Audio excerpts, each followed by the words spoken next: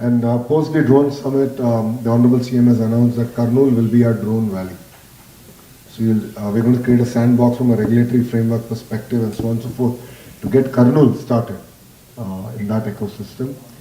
Chittoor and Kadapa is now the electronics hub. We were manufacturing close to 25% of the cell phones in India. Last 5 years it was a bit of a pause in that sense, so we have actually degrown back to 5%. We now need to sort of reinvigorate that entire ecosystem, but we already have amazing players. Andhra manufactures almost 50% of India's air conditioning, and there's going to be a few announcements in the white goods space coming out soon.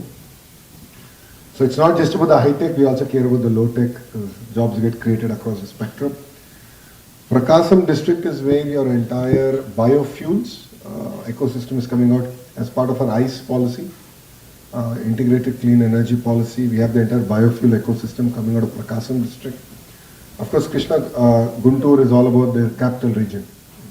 And Amravati, which was on a pause, will now be accelerated. Government of India has been very kind, and we are going to see close to about $5-6 billion worth of investment coming in to a greenfield city that India has not really built for the last few decades. So this will be in a true spirit a greenfield city where it's not just about capital alone, it's about social infrastructure, creating economic activity up there.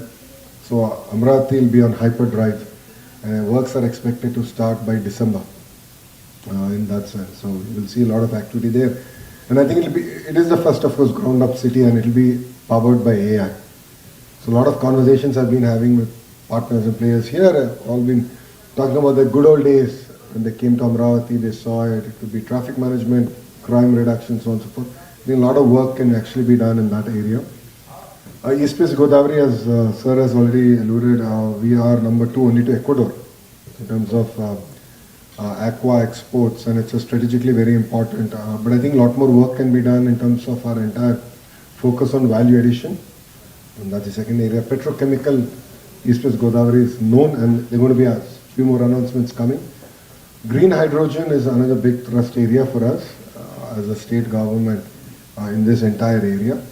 Coming to North Andhra, which contributes to predominantly 3 districts, we are in the process, maybe 60 days away, where we will announce the world's largest chemical and pharma SEZ coming out there. All of you are aware we're getting a new airport, Visakhapatnam, being built by GMR, a group that's going to really transform the entire ecosystem. We're going to have India's largest MRO facility also coming up in Visakhapatnam. We're going to have a civil aviation university where we want to contribute to 25% of global manpower in the space, coming again out of Visakhapatnam. That brings me to the entire IT ecosystem in Visakhapatnam. All of you would have seen TCS's announcement there. We're working with, of course, the biggies to build the next campuses out in Visakhapatnam, a very strategic space in that sense. A lot of activity in the defense sector also comes into Visakhapatnam. And then the entire ecosystem around data centers, AI university, creating next generation thought leaders in AI, next generation engineers in AI.